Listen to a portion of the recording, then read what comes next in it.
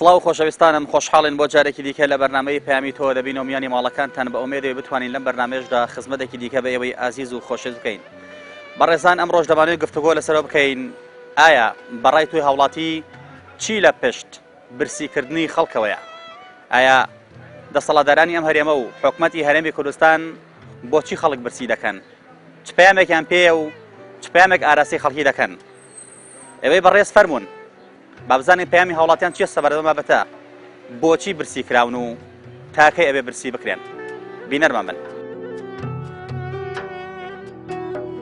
بەچێڵی بۆچی برسیەکرێن بەچێ بڵێ یادێ وەرە با بزانم تۆ ڕێ بۆم دۆتەرە با بچم دەرگاکەی بێن بڵێن بۆچی ئەم خەڵکە برسیەکرێن بەچێڵی ئەم هەموو نەوتە هەیە لەم کوردستانەیە کەس نازانە داهاتی ئەم نەوتە چی لێ ئەم زۆڵم و زۆرە قبول نەکات. بەس لێرە ناوێری من ناوێرم بە ئازادانە قسە بکەم ئەترسم دواتر شتێ ڕوو بدەم. دێڵێ شامپۆیەکەم بەرێ مناڵەکەم دە ڕۆژە سەری نەشت. بەڕاستی بۆچی مانەوە حکوومەتە حکوومەتێ نەتوانێت 4 ملیۆن کەس بەخێوکە کە داهاتەکەی بە تریلیۆن دۆلار و یۆرۆ و دینار و شتی ترە. کابرا مەحەڵخۆرە توانمان پێمان مەحەڵۆ نەگرێ ماڵەکەی بفرۆشێت.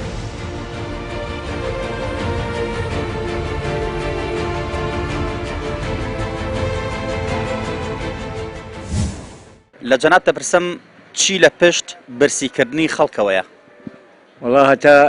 هەتا عەشایر لەسەر حکوم بێ خەڵک برسیە بێ ئەمە یەک هەتا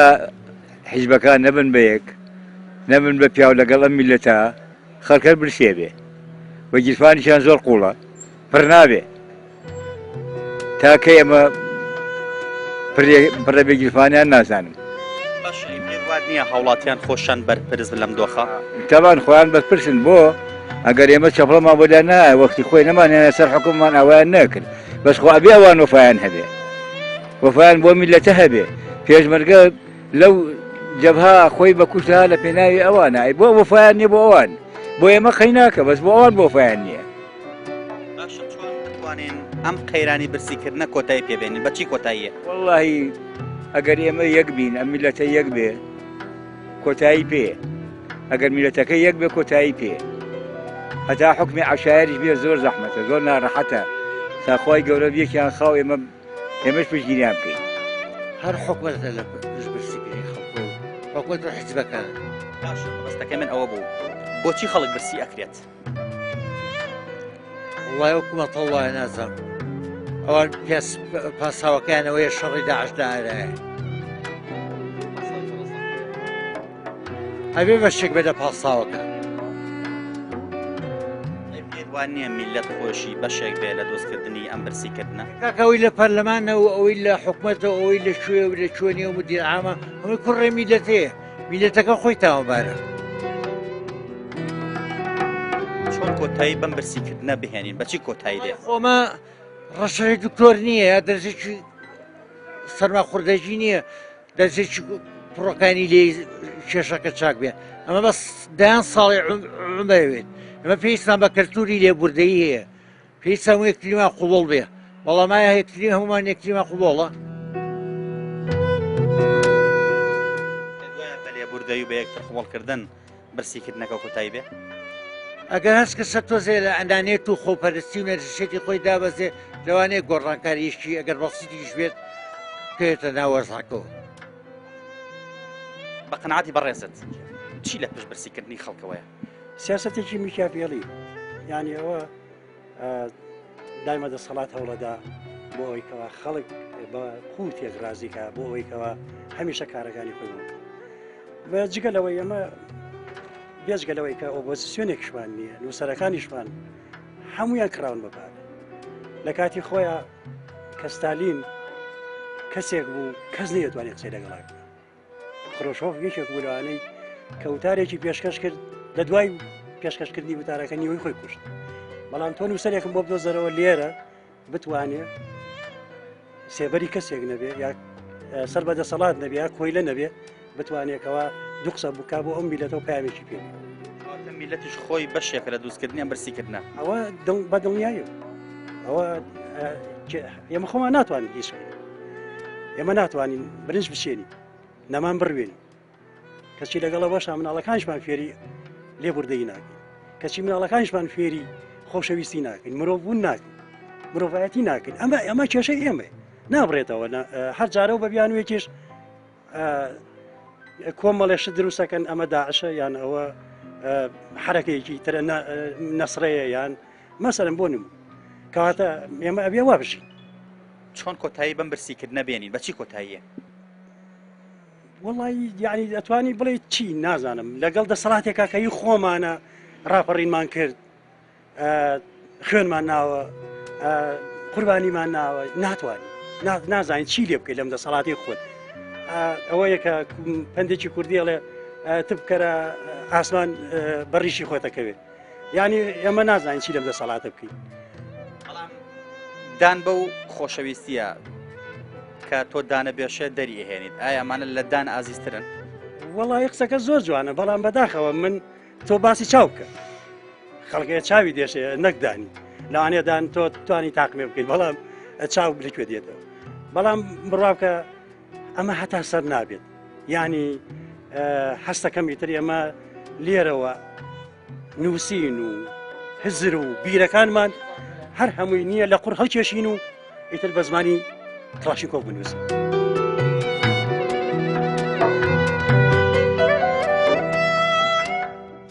ڕای بەڕێزت چی لە پشتی برسیکردنی میلەتەوەیە حکومت چۆن یانی لەبەرەوەی دەستی بەسەر قوتی ئەو خەڵکا کردووە موچە نادا بە کەس و ئەو خەڵکەی دەستی بەسەر خەڵکا گرتووە باشە ئەی پێدوانە میلەت خۆشی هۆکارێ بە بۆ دروستکردنیم قەیران و برسێتیە میلەت هۆکارە بەڵام دەسەڵاتی نییە حکومەتی دەستی گرۆ بەسە هەموو جونگەکانی ژیانەیانیرە میلەت دەسەڵات نیە هیچ نە باشە چۆن کۆتایی بەم قەیرانە بێنین چۆن کۆتایی بەم برسێتە بێنین ئەبێت میلەت هۆشیار بێت یعنی چۆن هۆشیار بێت بەرامبەر حکومت چاوکراوە بێت یعنی ئەم زوڵم و زۆرە قبول نەکات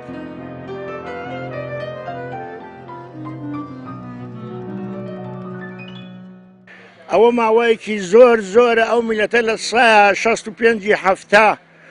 پیر و پەڵە و پەکەوتو لە کرێچیا و سەرگەردانە بەخوا ئەوەی نەماوە کە زەلام پەلاماری زەلامە لە برسانە و بە سەرگەردانی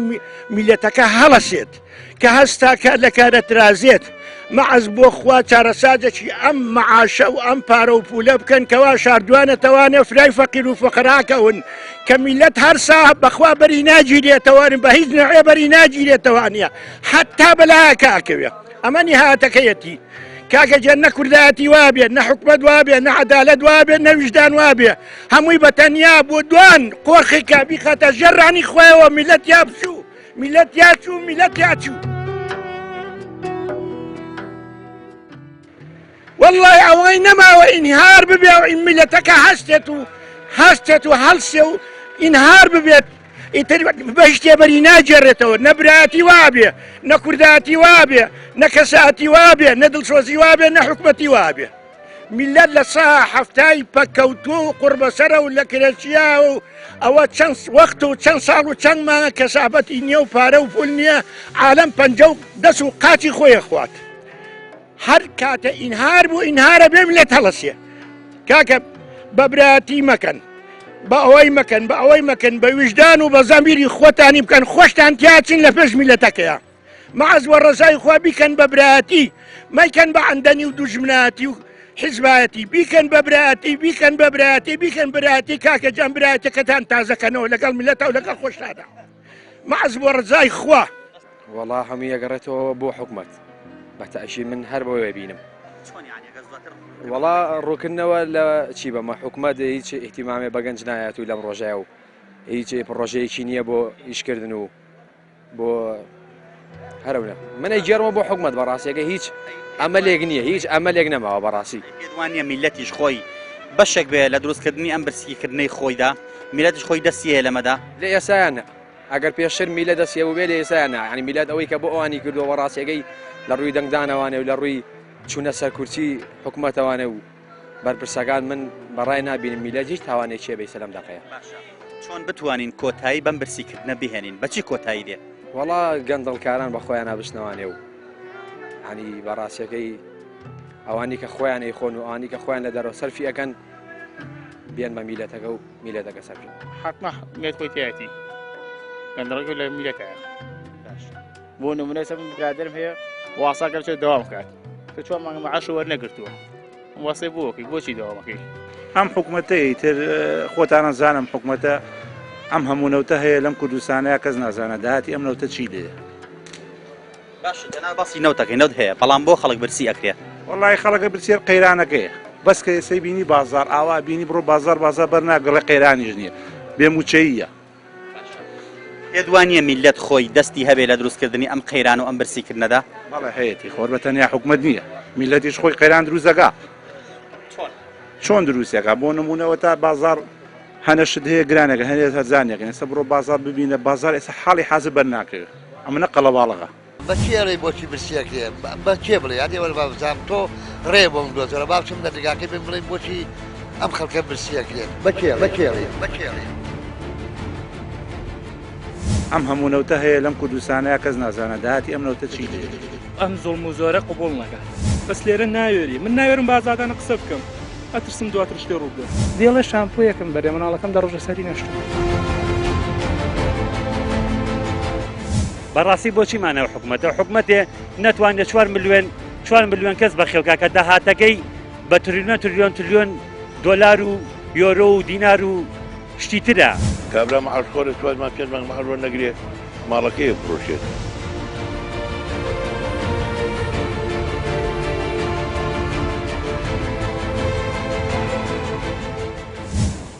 باشە پێدوانیە میلەت خۆی هۆکارێەوە دروستکردنیان برسێتە وڵی خۆی بە دڵنیاییەوە ئەگەر بێت و حزبێک پاڵپشت بێ هەموو ملەتەڵەسێ بەس هیچ حزبێ پاڵپشت نییە بۆ ئەوەی کە ئەم خەڵکە خۆی پیشاندانەکە لە ڕاستیە هیچ حزبێک ناداتە پشتیەوە بڵێ من لە پشت ئەم هی خۆی پیشاندانمە هەمویان دوورەگرن نابێ وا نابێ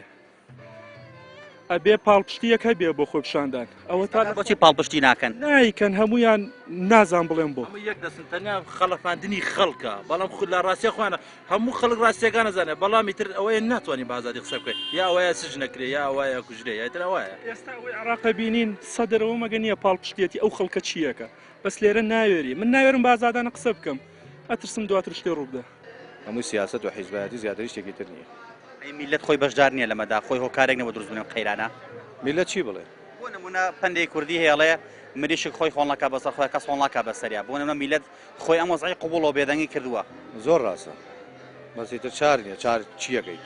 باشە ئێمە چۆن بتوانین کۆتایی بەم قەیرانی برسیکردن نەبێنین بەچی کۆتایی دێ وڵاهی چۆن قەیران بەمە بێنێ بێم حیزبانە هەموو یەک بکەوێ بەڕاستی ئێستا قەیرانی حیزبە قەیرانی میلەت نییە ئەبێ هەموو یەک بکەوێ بە تایبەتی یەکێتی و پارتی و گۆڕان و ئیسلامیەکان و هەر هەمویان ڕێبکەون لەسەر یەک مێزی گفتوگۆدا بنیشن ڕێبکەون و ئەو میلەتەش لەم برسێتی ڕزگار بکەن هەموو کەس هەموو سەکردەکانمان لە پێناوی کورسەکەیە بۆ ئەوەی لەق نەبێت شەڕی کورسەکەیەکە ئەمە هۆکاری برسیکردنەکە بەڕای تۆ بەڵێ باشە ئەی میلەت خۆی هۆکار نییە بۆ دروستبوونی ئەم قەیران و برسێتە ینی چاری نییە چاری نەمەوە بە دیریش نییە بۆی وەزەکە بگۆڕێ چۆن بتوانین ئەم قەیرانی برسیکردنی میلەتە کۆتایی پێبێنین بەچی کۆتایی دێ هەموو مەسوولەکان واز لە هەموو شتێ بێن جیازێنن ئەبێ واز بێن ئەگەر وازیان نانی وازانێ ملت لەوە خراپترە بێت وەزی ملت لەوە خراپترە بێت هۆکارەکە هۆکارێکی سیاسیە قەیرانیان دروست خۆیان قەیرانانیان دروست کردو خۆیان هەموو شتێکیان کردو بە سیاست یانێ خەڵک برسیکە بۆی مەجبوری ئەو دەسەڵاتە بیت کە دەسەڵاتێکی بەڕاستی زۆر زۆر دواکەوتوو ئەی میلەت خۆی هۆکار نییە بۆ دروستبوونی ئەم قەیرانانە خۆی دەستی نییە لەوەی کا برسی بکرێ میلەت ناوەڵا میلەت بۆچی دەسەڵاتی چی بێ نای چی بکات کە حکوومەتەکە خۆی فاشل بێت کە حکوومەتەکە خۆی خەڵک برسی بکەم میلەتەکە مەجبورە بە هیچی پێ ناکرێت ئەم وڵاتی ئێمە هەم ماوەیە خۆشە و ماوەیە ناخۆشە سێرەکەیت ناسازێن بێک و بە هیچ بارێکان ناسازێن بەهار و هاوینەکەوە و بەهار و هاوینەکە جەناب دەفەرمی وایە یعنی معنای نییە دوولایەن مەسەرەن سێلایەن بەیەکەوە ناگونجێک خەڵکی کوردستان هەر هەموویەکێتە قەیران یعنی ئەمە شتێکی کەم نییە لەسەر ململانی خۆیان ئێستا بۆ نمونە یەکەوەن من دڵنیام یەکەون یەک بگرن مەعاشە درێت کاروبارەکان ڕوا بە ڕێگاوە هەموو شتێک بە ئاسانی وڵاتەکە ئەگەڕێتەوە بۆ دۆخی جارانی خۆی مانای نییە ئێمە لە وڵاتێکە ئاژین ژێری بەحرە لە نەوت لیترێن بەنزین بە 700 دینارە ئەم زستانان بەرمیلە نەوتیانە بنەوە 1000 خەڵکی دەستیشی ناکەوت ئەبێ لە بەیانی لەسەرای بۆسی تایوارە یعنی قەیرانەکان ئەمان دروستەکەن فەرمو وابێن بسازێن لەگەڵیەکە تەجروبەیان هەبێ دەرز لە ڕابردوو وەرگن دەرز لەو سوڵتانە وەگرن کە پێش ئەمان بەسەریان هاتووە بزانن ئەوانەی پێش ئەوان چۆن ڕۆیشتون هیچیان لە سەدام بەهێزتر بوون هیچیان لەوان بەهێزتر نەبوون سەدام کەسێ بوو کە کەس نەیوەرە لە حرفێک بڵێ بەسەر قسەی ئەوە چی لێهات دوایی لە کونێکا دۆزرایەوە کوژرا یعنی ئەگە دەرز وەرگرن لە ڕابردویان بە دڵنیاییەوە پێ ئاچنەوە هەزارها خەڵکی لەم شاری ئێمە من خەڵک دێتە ئێرە ئافرەتێکە ڕەنگی لە کەسی بەرەڵاوخواانە خواستە لەگەڵ ڕێزما ئینسانێکی خراپ ناچێت دێڵە شامپۆیەکەم بەرێ مناڵەکەم دە ڕۆژە سەری نەشتووە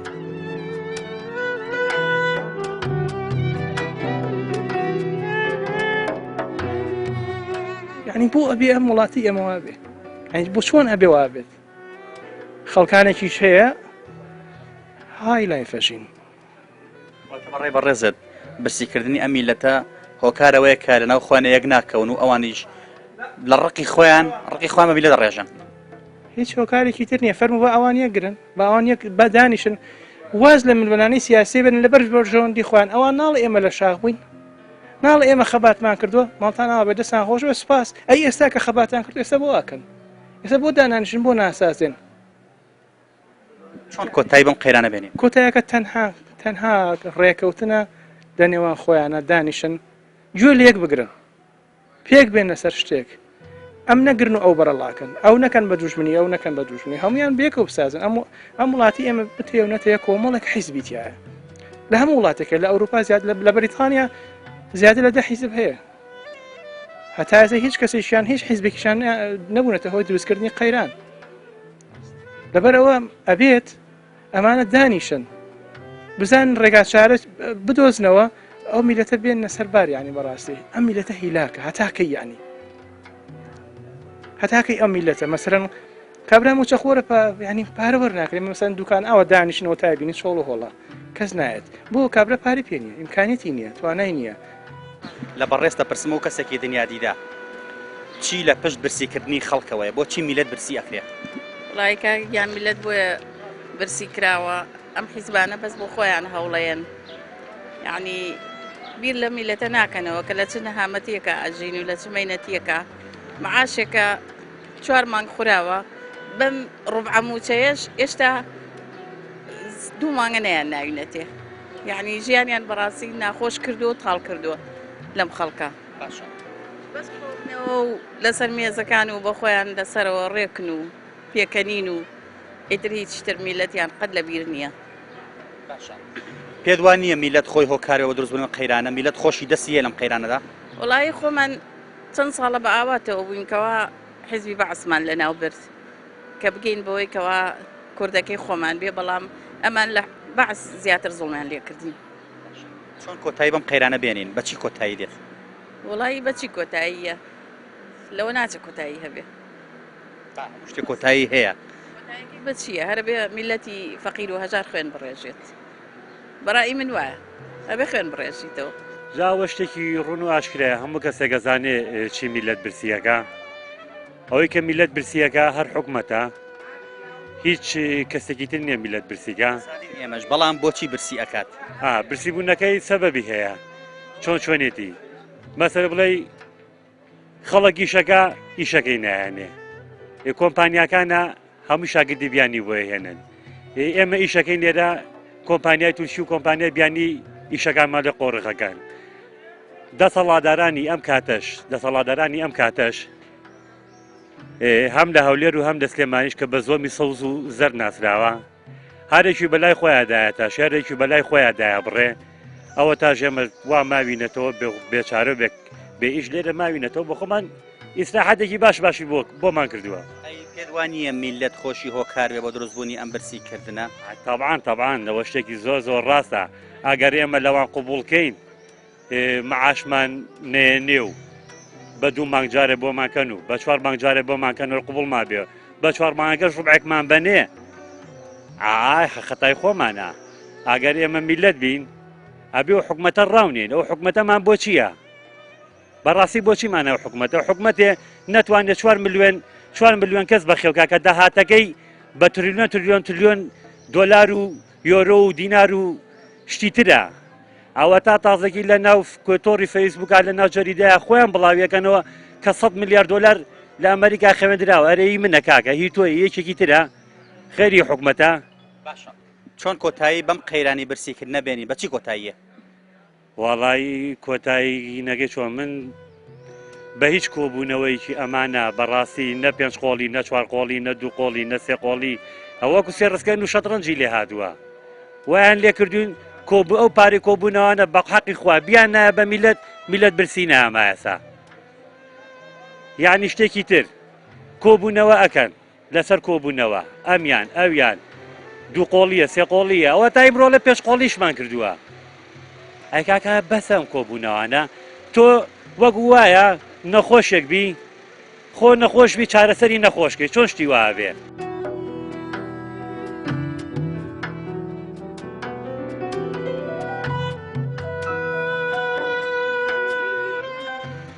کەس گوێ لە میلەت ناگرێت کەس گوێ لە هەژار ناگرێت تەبەقەیەک لە سەرکەوتووە بۆ خۆی هەر هەنگاو بەسەرم پەنجای هەنگاوە نێ بۆ سەرەوەی تریان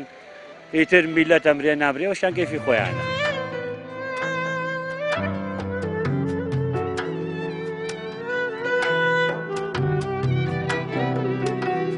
براتوانەکەم ئەم میلەتە تۆ بتەوێت بڵێ بۆچی بەچێڵی بۆچی برسیەکەیە یعنی میلەت خۆی باشە زانەیە هەر لە گەنجەکەەوە بیگەر لە پیرەکەەوە بیگرێت تا کامەی کە مناڵێکە ئەزانێ بۆچی برسیەکەیە یعنی تۆ ئەم میلەتە نازانەیە واریدات ئەم کوردستانت لەکوێیە یعنی وەرە من زەرامە بینم گەنج بڕات بێت هەزار لەم تەبعی لە گیرفانە نییە ماڵی وا هەیە بڕات بێ نانی شەوی نییە بیخوا خوتی لەسەر بژێوی معاشەکەیەتی ئێساش معاشەکەش ئابم شێوە وەرێگرێت ئەمانە بۆ نادرێ ئەمانە بۆ ناکرێت بۆچی خەڵک برسی ئەکرێت بە قوربانە من بەچی ئەڵێ بۆچی برسیەکرێت بەچێ بڵێ یادێ وەرە بابزانام تۆ ڕێ بۆم دۆزەرە بابچم لە دگاکەی بێن بڵێن بۆچی ئەم خەڵکە برسیەکرێت بەچێڵیت بە هەر کەسە گەڵیت بە شێوی کە جواب بداتەوە ڕێدی فعلی قسەکە دایاتەوە سبێنەیەک شتێکی بۆ 2 سەکات دەڵێ ئەمە زدیم حکومەتی خۆمانە ئەی پێدوان نیە هەندێک جام میلەتی شۆکارەوە دروستبوونی برسێتی من لەو بڕایە نیم چۆن کۆتایی بە قەیرانی برسێتی بێت چۆن خەڵک لەم دەردەسەرێ نەجاتی بێت خەڵک ئەگەر ئەم کوردستانی ئێمە تەرازوێکی عەدلدانرێت چی وارداتی ئەم کوردستانە بخرێتە بەردەستی کەسێکی پاک بتوانێت یعنی ئەم پارەیە تەقسیم کا بەسەر ئەم میلەتە من بە قەنەعاتی خۆم یەک کەس برسی نابێت لە کوردستانە چونکە ئەو خێر و بەرەکەتەی لە کوردستان هەیە لە هیچ وڵاتەکان نییە ئەو نەوت و گاز و سەرۆت و سامانەی لە کوردستانی ئێمە هەیە لە هیچ وڵاتەکە بەدی ناکرێت لە هیچ وڵاتێکە بدرێ بە کێ وتت بدرێ بە میلەتەکە کێ سەرپەرشتی بکە کەسێک بێت کە عەتبی هەبێ بەرامبەر بە قەومیەتی خۆی بە میلەتەکە هەر کەسێ بێ هەر شەخسێ بێ ئەم هاوڵاتیە بە ڕێزە پێی وایە ئەگەر کەسێک سۆز و خۆشەویستی بۆ میلەتەکەی هەبێت داهاتی ئەم میلەتەی بخرێتە بەردەست بە دڵنیاییەوە هەموو کەسێک دەتوانێت سوودی لێ ببینێت ئێمەش هیوادارین کەسێک سۆز و خۆشەویستی بۆ ئەم میلەتە بجوڵێ و بتوانێت داهاتی ئەم میلەتە بە یەکسانیدا باش کە بەسەر میلەتە و ئاوڕێ بداتەوە لەوەی کە میلەت باەتر برسی نەبێ و ڕەحمی خوا بچێ لە دڵێەوە بەڵکو ئینشاءالله بۆی هەمومان کۆتایی بەم قەیرانی برسێتە بێنێن سەمون چەندی بە هەزارە؟ 8,000 ئەی چی لە پشتی برسیکردنی میلەتەوەیە؟ وەڵام بەرپرسانم هەرەوەی ینی کابرای فڕەن بەرپرس نییە؟ ناوەڵام بەرپرسەکە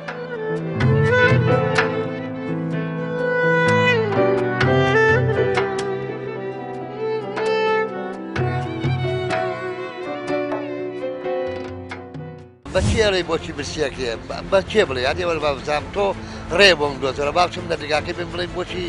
ئەم خەڵکە برسیەکرێن بەچێڵی ئەم هەموو نەوتە هەیە لەم کوردستانەیە کەس نازانە داهاتی ئەم نەوتە چی ئەم زۆڵم و زۆرە قوبوڵ نەکات بەس لێرە ناوێری من ناوێرم بازادانە قسە بکەم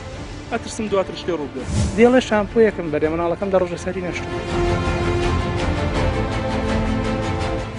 بەڕاستی بۆچی مانەوە حکوومەتە حکوومەتێ نەتوانێت 4 ملیۆن کەس بەخێوکا کە داهاتەکەی بە تریلیۆن دۆلار و یۆرۆ و دینار و شتی ترە کابرا مەعاشخۆرە توانمان پێ مانگ مەحەڵۆ نەگرێ ماڵەکەی بفرۆشێت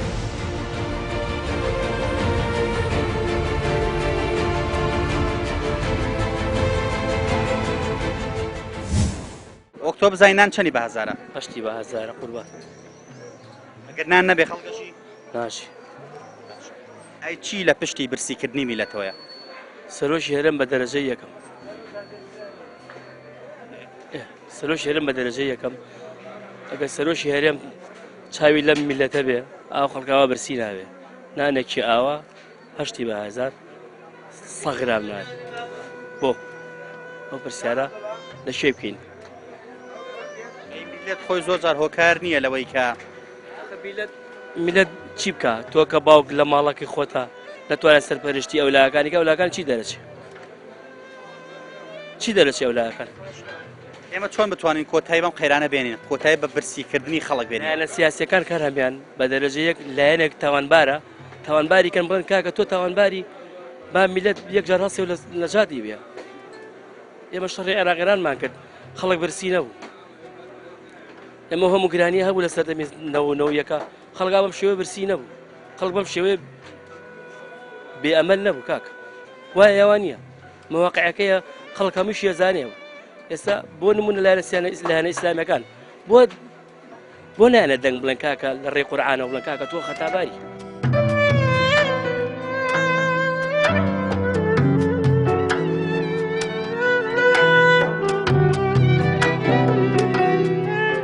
نان نەبێ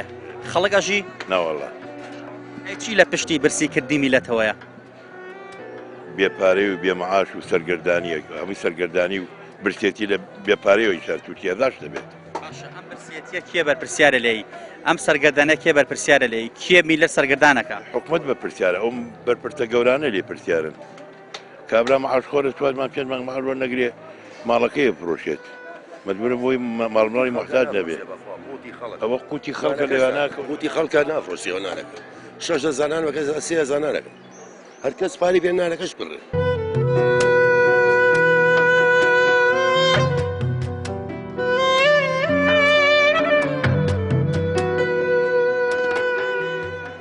تاوانە میلەت خۆی بەرپرسیار بێ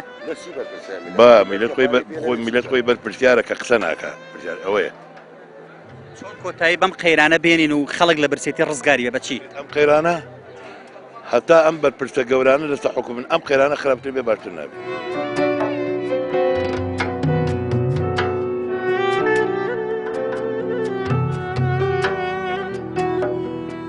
وەڵای هەمووی ئەگەڕێتەوە بۆ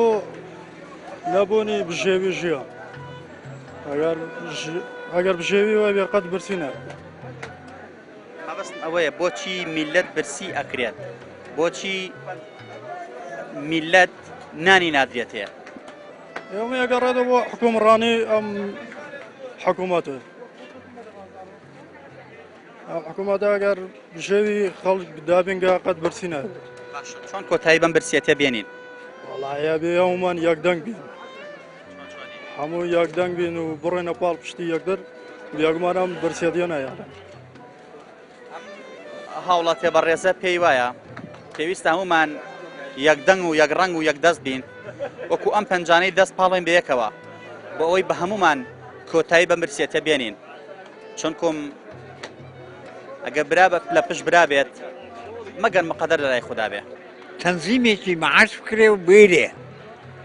دووەم ئەوانەی کە بندیوارن ڕۆبعی مەعاشەکەیان بنێ ئەوانی تر مەعاشی تەواو ئەوە یەک دووەمینی ئەوانەی کە پرۆژەیان وەرگرتووە و پارەیان لە لای حکوومەتە پارەکەیان بنەوە بۆی ئیشکەن کە ئەوان ئیشیان کرد دەوائر ئیشی کرد خەڵک معاشی وەرگرت تێر بوو وەزعەکە فەرقەکە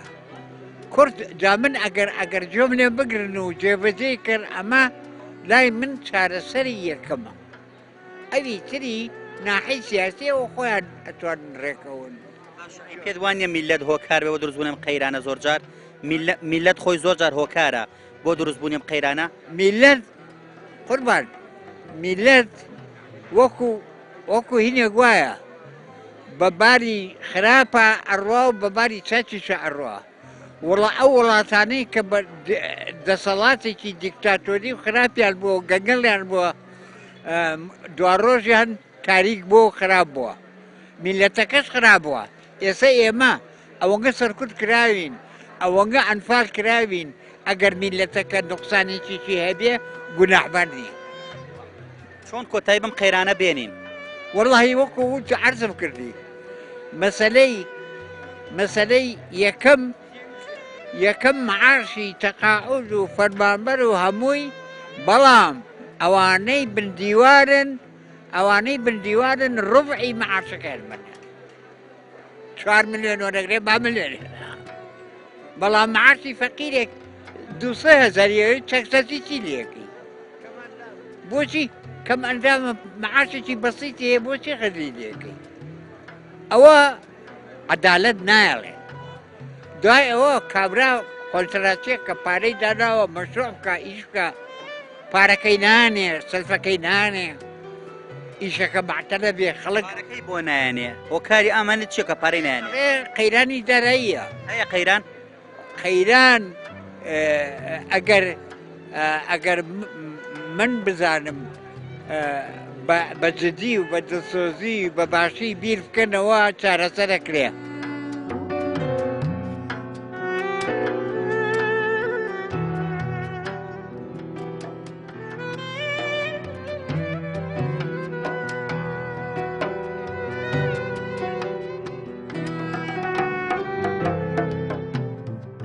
هاوڵاتیان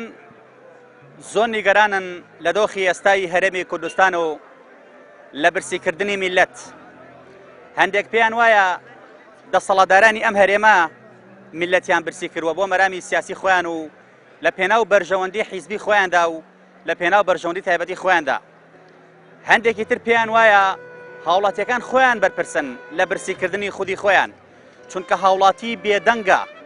بێدەنگیش وا دەکات کە زیاتر بەرپرسەکان پشت لە میلەت هەڵبکەن هەندێکی تر پێیان وایە دەبێت ڕاپەڕین بکرێت